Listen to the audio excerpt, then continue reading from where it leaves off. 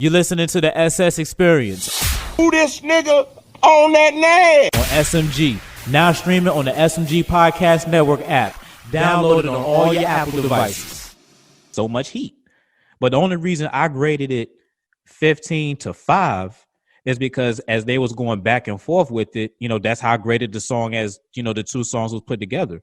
But that's not a saying that, 2 Chainz has a bad catalog or his catalog isn't good. He started playing a lot of features towards the end. And that's kind of the thing. All right, let me ask you this. In Verzuz, do you think you should be able to use a feature in a Verzuz battle? And let's put that on the poll, too. Put that on the poll before we ask Sweet Lick his opinion real quick. The crazy thing about it is I don't know what's the criteria for the Verzuz because, like, the crazy it's supposed to be like, your song. It's supposed to be your song, like Sweet Lick. If that's the criteria, then that should be the criteria. Then. Yeah, but they always let you do features because I think their criteria is if it's a song that you've written, or that you're on, or especially if you won an award off of it. Because 2 Chainz played the You Don't Want No Problems joint, the Chance the Rapper. That joint won like a Grammy, I think.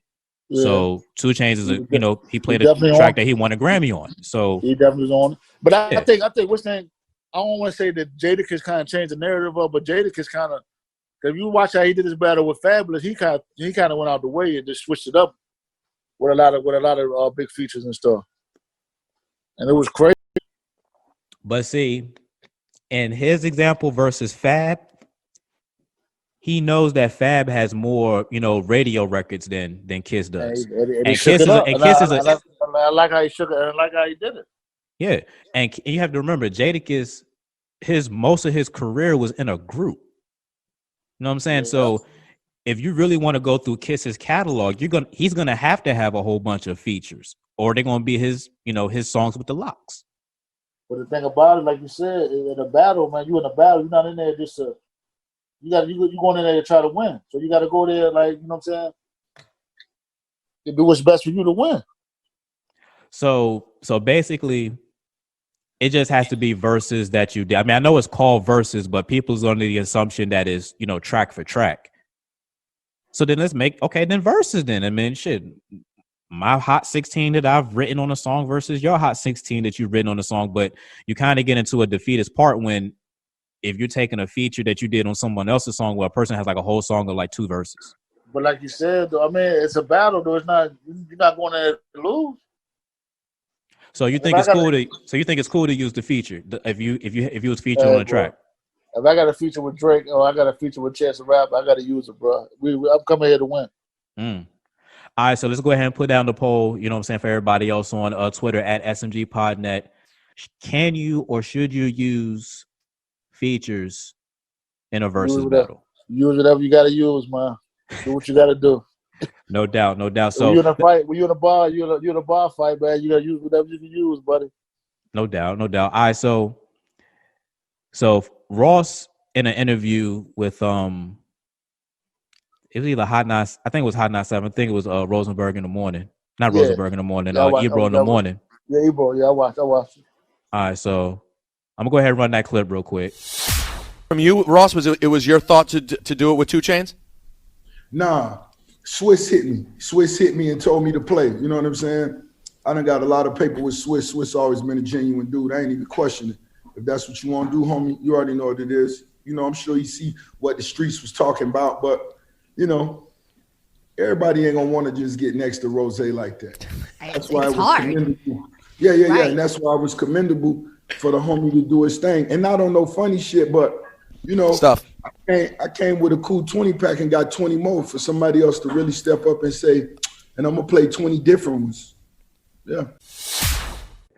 All right, so Ross has more heat that he hasn't used, and rightfully so, because if he would have used the heat that I thought he would have used, he would have obliterated 2 Chainz. But he used other heat that just made it a good win. He kind of did the Usain Bolt where I'm going to like smoke you, but then I'm just going to slow up just because I can. Who do you think Ross should, or who do you think should go at Ross for the next Verzuz battle? Because obviously Ross has to have another opponent.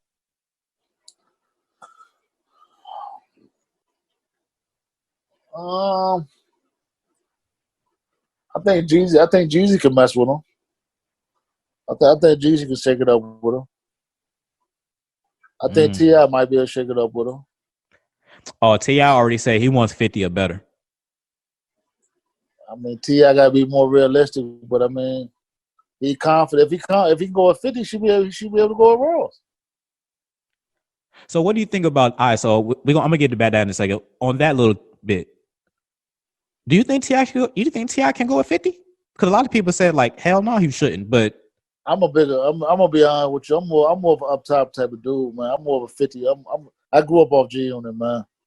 To be totally honest with you, I don't think he can mess with him, but it's just like the dudes in the South. Dudes in the South to say the same. They be like, man, T.I. got the shit, and that's what actually would make a battle between them good, because T.I. has a long body of work, a lot of radio hits, he definitely got some hits. But that's what I'm saying. When you do, like, one thing about the Verzuz battle, like I said with Jadakiss, how he switched it up from the norm. It's all about how you go into it with your top 20 songs. It's all about how you go. You know, I gotta go back and look at that joint again. It's all about how you go at it, man. And the thing about it, you kind of got to start the narrative. Like, if you go first or something, you set the tone when you go first. Now, see, this is something that I think that they should change. Like, if you're gonna do 20 songs, let one person go first for the first 10, and then switch it up and let the other person go first for the other 10. So that way you're not chasing the whole 20, because that sucks to be chasing the whole 20. Yeah, it definitely do. Because you got to be able to take that lead at some point, man. It's just like spades, man. I can't keep playing off. No bull, you ain't lied about that one. Know what I mean? But so I just want to get into the Ross thing, because you said that you can spill anything you want on this content. I'm gonna let you know why, later on, because I definitely want to get you on some shit. So we all know back in the day, about 7 years ago, give or take, there was the Officer Ricky shit. Yeah. So I'm assuming, and I might be wrong about this, but you was the individual that didn't let that go despite the music, and like, you didn't really give him he beat 50 because nobody was beating 50, and kind of gave him like the okay, whatever type shit. Like, you kind of like, nah, like, I just don't fuck with you, like type shit. The thing with Ross is it's just a couple different angles I look at Ross. It's just not blah blah blah. And then, what I'm saying, his name he stole the name from a drug lord. It's kind of like, man, what else he lied about? You know what I'm saying? Yeah, because I remember that baldhead CEO working in the jail. He later justified it, talking about something. That's the thing about it. If he would have just came off in the jump, be like, yeah, I was a CEO. I don't think he would have caught much flack about it instead of just lying. Because when you create a lie, man, it always comes back. You know what I'm saying? All day. That's why when he was saying shit like the way that he explained it, he was explaining it like he was in a drug case. And I was like, wait a minute, you saying like, what was he saying? Like, there's certain things that you do that I wasn't proud of. I'm like, wait a minute. So you saying that the certain things that you did that you wasn't proud of, you wasn't proud for being a CEO working in a jail? Like, he's saying this shit like that. Like, that was like the drugs. Fuck the drugs part. You know what I'm saying? Fuck the selling the drugs part. That wasn't the thing that he shouldn't have done. He should have done that. He shouldn't have been a CEO working in the jail. That's how I took it. If you had to get a job, you had to get a job, bro. I'm sorry. Ain't no wrong with that. But the thing about it, when you act like you was the biggest drug lord ever, and then, you know what I'm saying, somebody found out some information on you, the first thing you do is lie. That just tells me a lot about your character, though. You know what I'm saying? No, that's real shit. And then you jump the nigga and fight and beat the nigga up and shit. That made it even worse. You know what I'm saying? Yeah, but a lot of people pretty much let all of that shit go just because Ross makes good music, and that's pretty much what happens. That's what I'm saying. He made damn good music. If he didn't make good music, he definitely would have fell off a long time ago. But I knew something really like was up with Ross when the Hustler song first came out, though. But I was, I think when people they just so entertained, you could say some crazy nonsense like you talking about, the real Noriega and stuff like that.